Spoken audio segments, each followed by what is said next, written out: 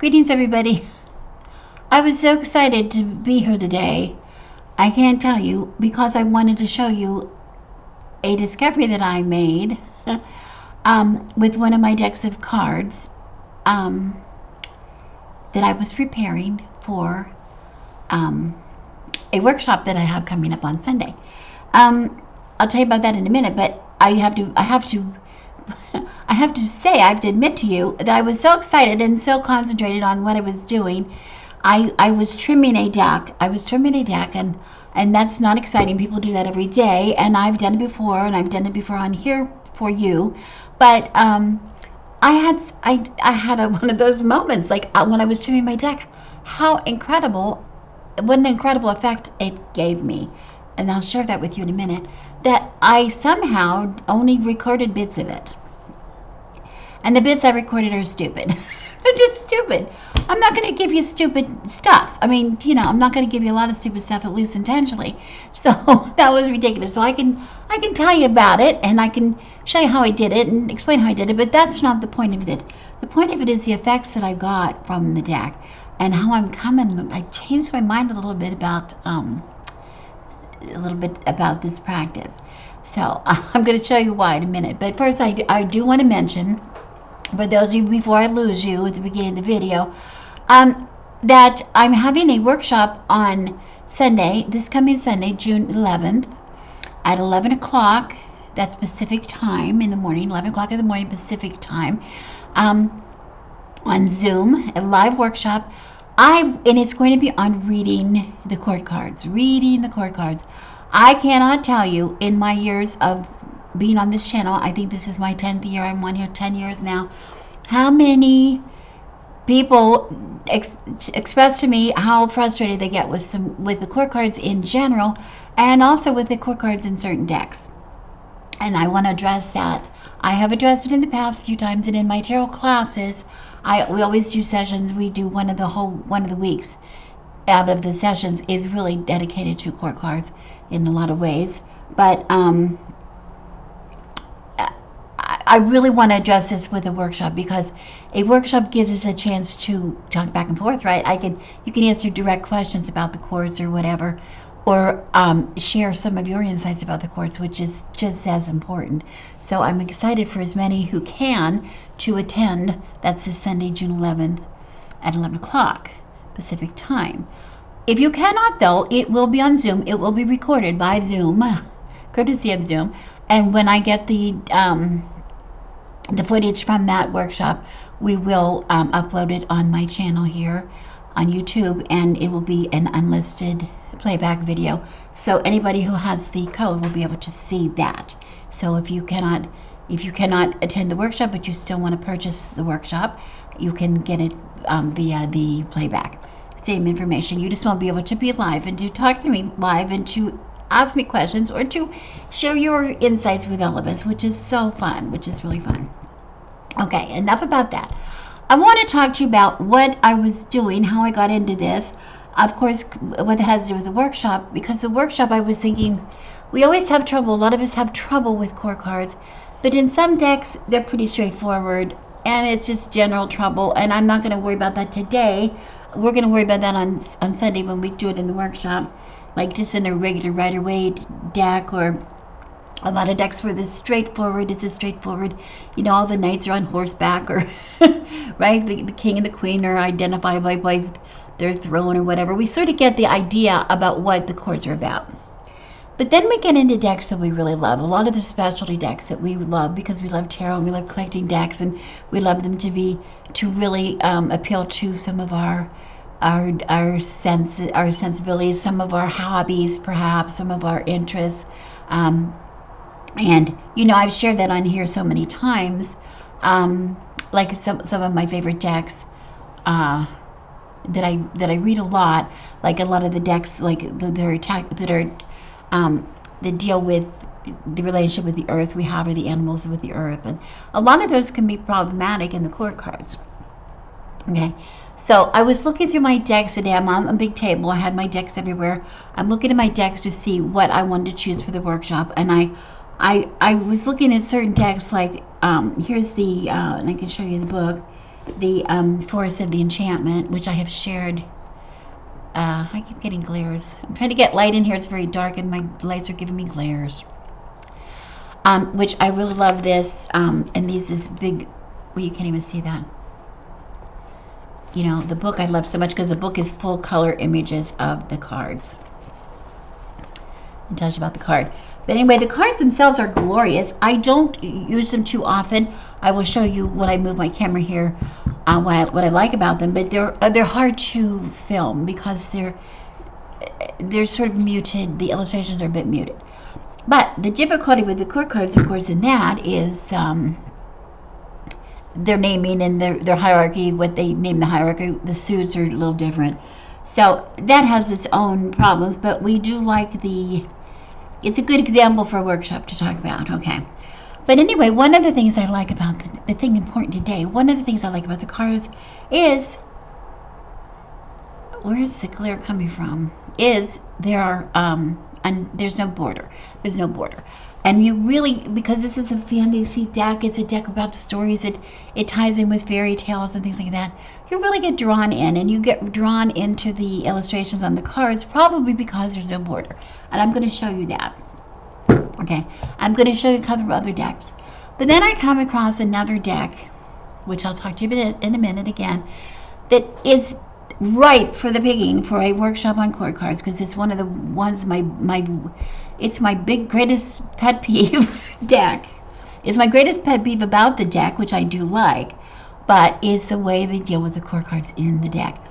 And I thought, well, I have to use this deck, but yeah, you know, I'm not so sure. Let me change my camera and I'll show you what I'm talking about. Okay, first of all, here's the Forest of the Enchantment.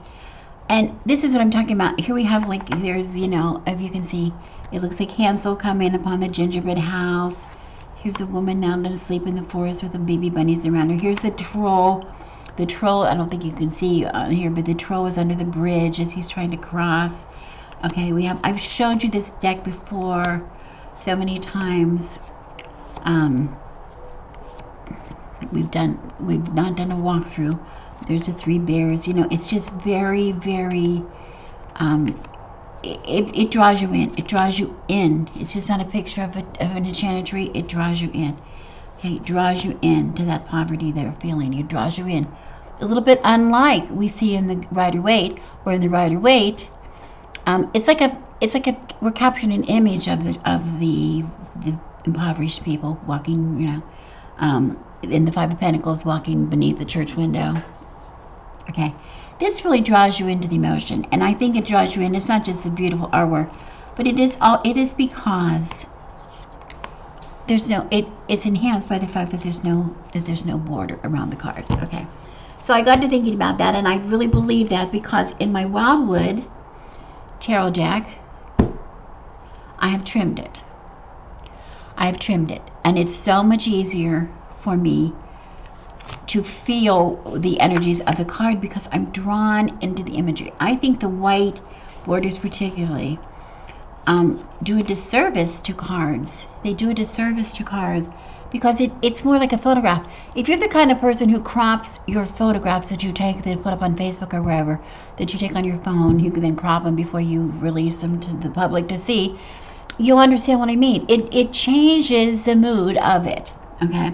So I was really interested in that because when I first started to do this, when I first started to trim decks, it was because the card was big for my hand. Like I did and because I ruined the footage here that I had recorded, me trimming this deck, I'm going to refer you back to another video that I did on trimming cards. I trimmed the gilded edges off of my Shadowland deck, and I used pretty much the same method as I did today. Today's a little more simple, but you get an idea of why I did it. I had to get rid of that gilding along the edge here of the cards. It was so sharp and it was hurting my hands when I shoveled.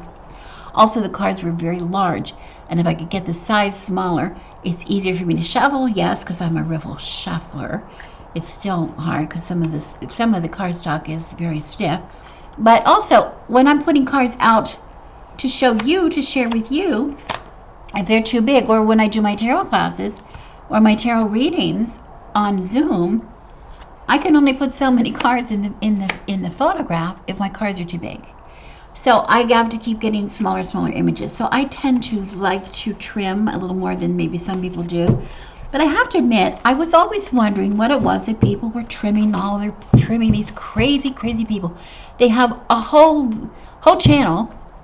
Well, I'm not saying crazy because I do enjoy watching it, but the whole channel devoted pretty much to altering their decks. And you have to wonder, why are they altering? What are they doing? What is the magic that they're doing to alter? What's so magical about the idea of altering the deck? Okay. Until I did this today, I have to tell you, mine before it was either the decks were too big or the gilding was uncomfortable. Something about it caused me to want to alter it. Other than that, I pretty much did not. I very often would cover up the edges of the deck.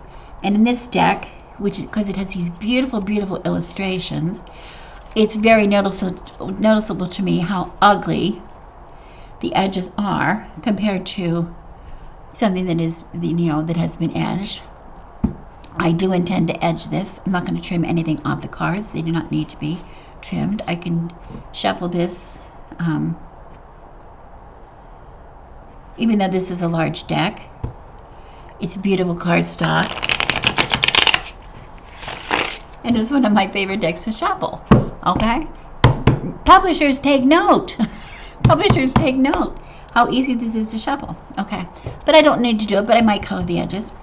But then the one deck, I'm kind of talking in circles because I'm excited, I guess. The one deck that I had to use in my workshop, and I was determined I want to do something to it, was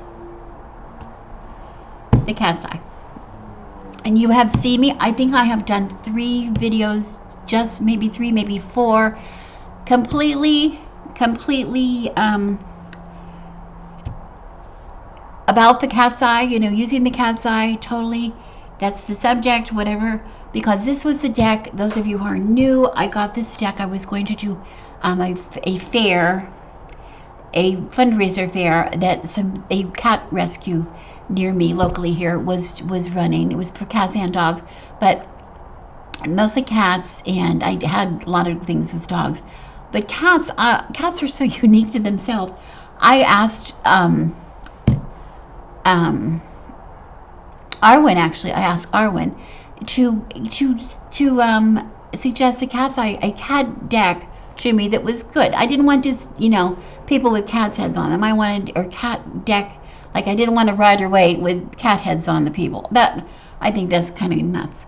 I wanted something that was really good for about cats, that cat lovers would appreciate. And she recommended this deck, and it worked really well for people. It worked really well.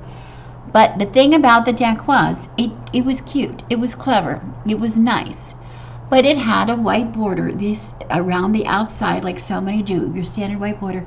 And I could show that to you, but guess what? I deleted the footage. But I went and I cut off that border today. I just did this. I did it for you, but you didn't see it. And all of a sudden, my photographs, my illustrations on this deck, it was charming. Let me see if this one that I can get this a little better to see. It was charming. It was just charming. Here we go. There's the hanged kitty. Just charming little photographs. I'm drawn in. I feel like I could reach over there and rub his tummy. Right, here's the Magician card. Oh, how majestic. The Knight of Pentacles. I'm at the seaside when I look at this. It's not a picture. It's the difference of taking a picture of the seaside and drawing me into the seaside and the emotion here in this 3 of Swords, which is such a beautiful, beautiful card. Here we see, because the summer's over. And you can see, here's the little cat dishes that are turned over. Actually, there's snow here. And we see the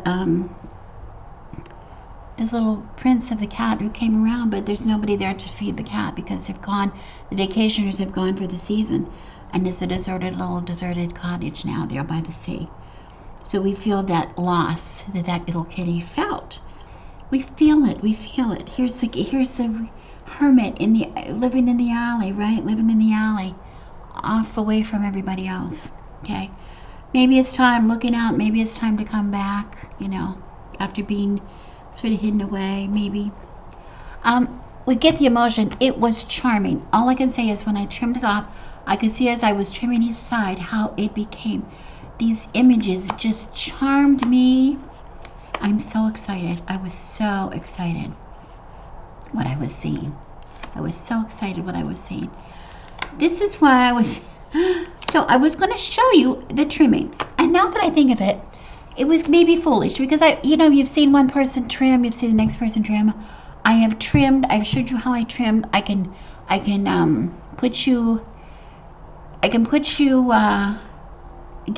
provide a link for you down in the description of me trimming the Shadowland if that helps you. Using pretty much the same things I used today. I used a big paper cutting board this size. How big is that? Which is very clumsy and awkward to film, let me tell you. And I know I can find you a better option. We just had this at home that you might be able to use that is for people that do scrapbooking and things. And I will look for a link for you because of the things that I want you to use. You could use scissors. I have trimmed a deck. I don't know which deck I did, but I did trim it with scissors. It can be done, but it's so much easier to use a cutter of some kind. Something you have to have is a corner rounder. And I wanted to share this with you because I know there's other models, and I love this one so much because this one gives you 3 options of whether you want a real subtle, small rounded corner, whether you want a large rounded corner. This is very large compared to, or you want, what I used for this one was a medium. I used a medium. It's in between, a little medium round, okay? And it's just thick. They're all included here on the same cutter. And it collects all the little bits here, easy to empty, easy to operate. And you can see me in that Shadowland Tarot operating it. And I have really severe arthritis in my hands, and I can do it. This is good, easy for me to do. So I wanted to share that with you. I guess I can still put that in the description. And I wanted you to look at these chisel pens. The chisel pens are what I recommend. They come in nice. These are Sharpies. You can use any kind of a pen. Of an ink, you can use the Tombow brush pens that I recommended before, but these come in nice colors. They come in black. These are permanent. I like them because they're permanent, so that's nice. You don't have to worry about that. But the reason I chose them, I like to do them, is because of how easy they are to operate, because of the chisel point. That chisel point takes you around, and it kind of makes a groove as you're doing it. It kind of catches, the card kind of catches in that groove, and you're not going to scribble over your cards. You still can a little bit, but most of the time you don't. It dries permanent. You don't have to worry about it getting on your hands. It's really lovely, okay? So I guess I can tell you that as easy as not, and I can show you. You have enough examples of people altering cards that you don't need me to tell you to alter cards. I also want to say I do not want to influence you into altering cards unless you really want to. You cannot be a perfectionist and alter your cards, because even though when you do it with a cutter and you're careful when you're cutting, they come out nice and smooth and even. You sometimes get cards that you're off a little bit. Maybe the image is a little crooked on the deck, and I would like this one. I wanted to show you for particularly because there was a black line in between separating the border and the white border and the image, and I did not want to see the black line in my cutting, and on either the back or the front, and I did not want to leave any white showing, and it was a little tricky to do, but I showed you an easy way on my video that I lost, but we can do that another time, I'm sure.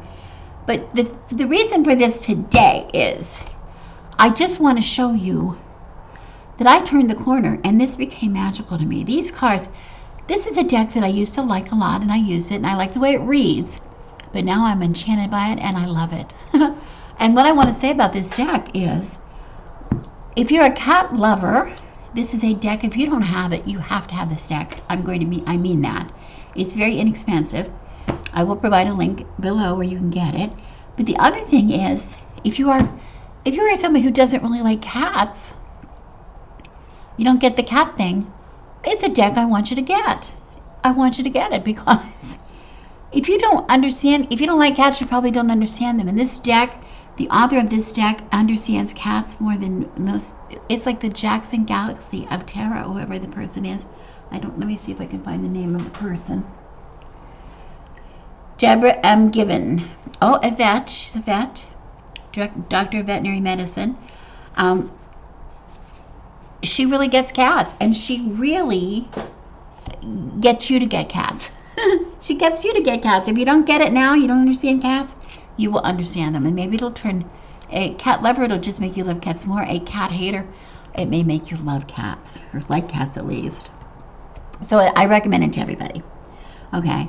But I want to give you 1 minute before I go. I know this is a stupid video, but I want to give you one thing before you go.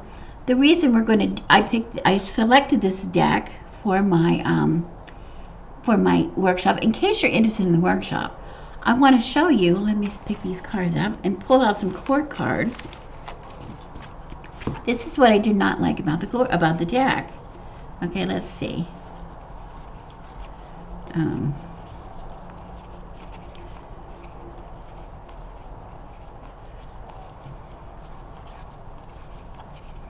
Which, of course, where are they? It's a Page of Swords.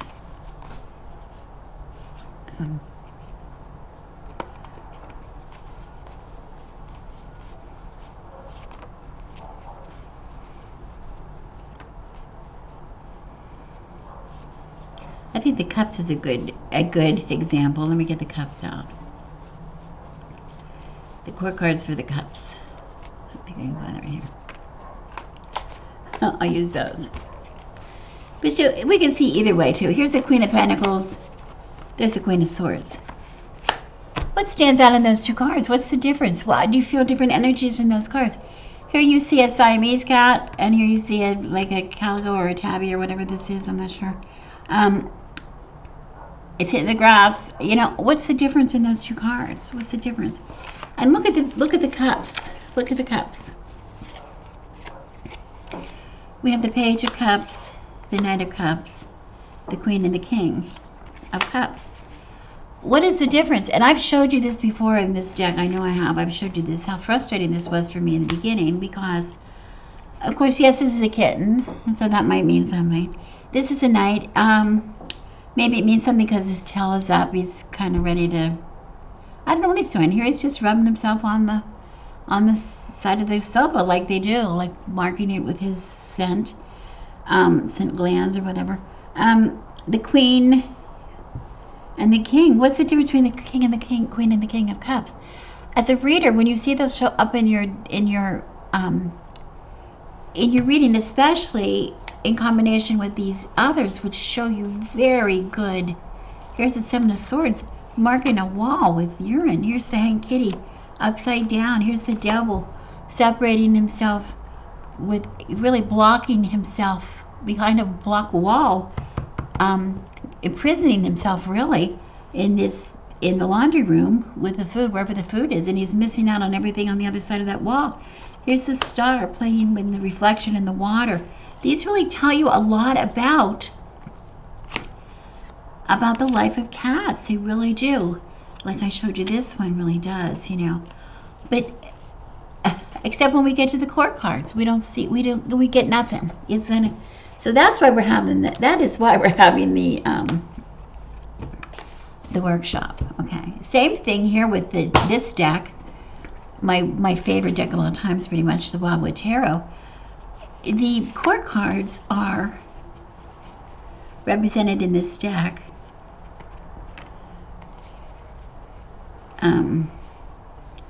by animals. Okay, and there's energies that go with the animals, sure. But what does that mean to me? I mean, it might mean something. No, you hear the Knight of Stones is a horse. That could maybe mean something. I'm not sure. A knight is a horse, but a knight. What about the Knight of Pentacles or the Knight of? Do I have any more knights here? Let me find another knight.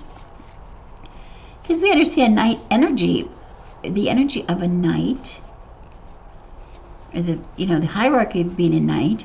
But whether it is the Knight of Stones or it is the Knight of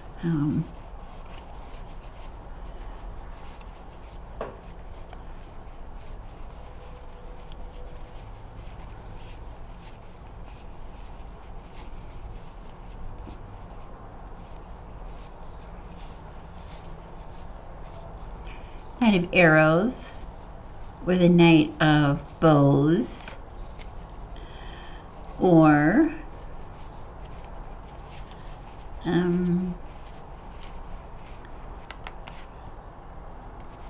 the Knight of Vessels. These are all knights. They're all knights. We have the energy of, you know, a fox for the Knight of Bows, the energy of a horse for the Knight of Stones, a Knight of Arrows, energy of the hawk, and here we have an eel, energy of the Knight of Vessels. What does that mean to you? Does that mean anything to you? We're not sure. So we're gonna talk about that in the workshop. So this is why I chose that deck. Okay. So anyway, we're gonna have a good time. So I hope you can join us. So there you have it, a really kind of an odd video, one that took a trip to a place I didn't mean it to take. I'm sorry about the losing the footage of the trimming part, but I think maybe that it really saved the video that I lost it, because I'm not sure that that would have been that interesting. I do want to say, again, I want to reiterate, if you're going to trim your cards, do it for a reason. Don't just do it because everybody else is doing it, because that's really a bad reason to do anything. If it means something to you, if it would help make them smaller for you to shuffle, if it would help it cut off something that's painful like the gilding, or just make you maybe take a deck you like and turn it into a deck you love. Where can I hold these so they don't get a glare? A deck you love, which I did with the cat's eye. Then it's worth it. Then it's worth it. But please, again, don't do it because I did this video. Don't do it because anybody else does a video. Don't be a person who starts to alter their deck in any way and then finds that they don't do the job, that as good a job as they wanted to do, and it's kind of ruined it for them. If you're a perfectionist, it's not for you. If everything has to be perfect, it's not for you. It's art. Art is kind of messy. Like being a witch is kind of messy. But I realize everybody has their own, you have your own path to follow with your decks. Okay. Again, I'm going to link below. I want you, if you're interested in trimming the deck, I want you to go and look how I trimmed my Shadowland deck below. If I have another video on trimming, I'm not sure, I will link that below. And specifically, if you're going to link a video, I will find you a better cutter than the one I have, so that you can get one that handles tarot cards well. If you're going to do it at all, though, make sure you have a corner rounder. Make sure you have a reliable permanent marker of some kind. That a chisel tip, again, is your best option if you can get that. I don't think they're expensive. I think they're worth it. Doesn't mean you can't use other things, but at least in the beginning, when you're just learning, getting up the courage to go along that edge of that card, a chisel tip is really a very valuable tool for beginners. Okay, as far as reading your cards, I hope whatever you are reading you enjoy. And if you have a deck that you're not real crazy about, that you might want to learn to like a little bit better, rather than getting rid of the deck, if you don't have a good place to get rid of it, if you're not using it, fine, you don't use it too much, consider trimming it. Because I'm serious, I would not have gotten rid of this deck because I know people like it and I like the way it reads, but it just, I didn't use it as much. Now I use it so much, I'm going to actually take it out of it. Right now I keep it in this hanker. It's one of the decks that I keep wrapped in a handkerchief. One of my grandmother's handkerchiefs that I like so much. I'm going to actually take it out of the handkerchief. I'm going to fashion a bag. Show you how to make a bag, tarot bag, for this deck out of a handkerchief or cloth. And since, well, that's a whole other video. It's a whole other video. And when I do that one, I'm going to double check that I don't turn it off. I don't stop it or don't lose the footage. That's so frustrating. It's very frustrating. Anyway, thank you for giving me the benefit of the doubt, coming and watch my video. If you get a chance, check out my workshop on Sunday. I think we'll have a good time. If you can't come again on Sunday, please consider purchasing the recorded playback, because I think you won't be disappointed. As always, I am Rebecca. Thank you so much for coming. I am the good wife, for those of you who are not sure how to pronounce my name, and I send you blessings.